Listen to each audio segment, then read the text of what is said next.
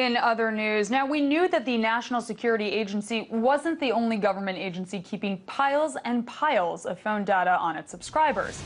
But now, thanks to some new documents obtained by peace activists, we know about the Drug Enforcement Administration's Hemisphere project and that they have been keeping tabs on every call that goes through an AT&T switch dating as far back as 1987.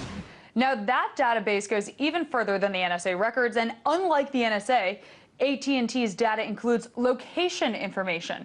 In fact, telephone company employees are actually paid by the government to sit alongside DEA agents and supply them with data. The American Civil Liberties Union says that public-private partnerships of data, gathering data together, it raises Fourth Amendment concerns. However, the Justice Department says Hemisphere merely streamlines the process of getting access to records maintained by the phone company. Now, here to discuss this issue is Heidi Bogosian, Executive Director of the National Lawyers Guild. Now, Heidi, this is just the latest database we're hearing about that stores American cell phone data. Can you put into context for us what this means? Revelations of Hemisphere are rather breathtaking, given the scope of the records that AT&T is making accessible to DEA agents. And by the fact that the government is actually paying AT&T employees to sit next to police officers and agents and assist them in their job. They're using administrative subpoenas, which are not run by a judge. A few years ago, the Justice Department Inspector General actually said that the FBI has been abusing administrative subpoenas, using them, saying that they're necessary in the war on terrorism. But I think the trouble with this program is, A, the government is paying AT&T to do things that the government would not lawfully be able to access itself. It's relying once again on private corporations to do its intelligence, but there's no oversight to the process. Now, Heidi, in your legal opinion, is this legal? I think that NSA spying and Hemisphere skirts the law, and probably based on the depth of the program going back 26 years, being able to access records of phone calls from 2 decades ago, and doing it without judicial warrant and oversight, to me makes it very questionable legally. Given that the FBI itself has said that the Inspector General has said that it's misused, I think that's cause for alarm. Now, after the NSA revelations, one proposal on Capitol Hill was to actually have private companies, rather than government agencies, store customer data.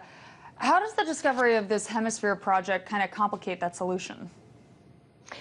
Well, I think that we've seen such a close partnership between government agencies and private corporations, and we've seen how the private industry has really burgeoned as the surveillance apparatus has increased. The problem is that industry is not accountable to the strictures of the U.S. Constitution and unreasonable searches and seizures. And we don't want to give them carte blanche to hold our records and then possibly tamper with them. But we also want to make sure that if they work with the government, there's proper oversight, transparency, and protections so that really the government is accountable to the people and to the Constitution.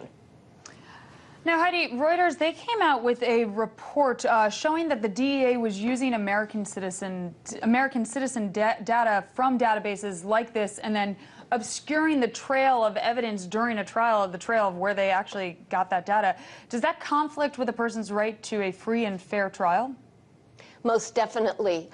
Using what we call secret evidence, as it really amounts to, and then creating a fiction, a narrative of how that information was gathered, violates the right to a fair trial, violates the right of the person involved to really confront the sources of how that information was gathered. That's troubling, and I think the revelations of this latest program raise the question, if the DEA is using administrative subpoenas, how many other government agencies are? We know that they have been under the Patriot Act for years to gather personal information, access to medical records, financial records.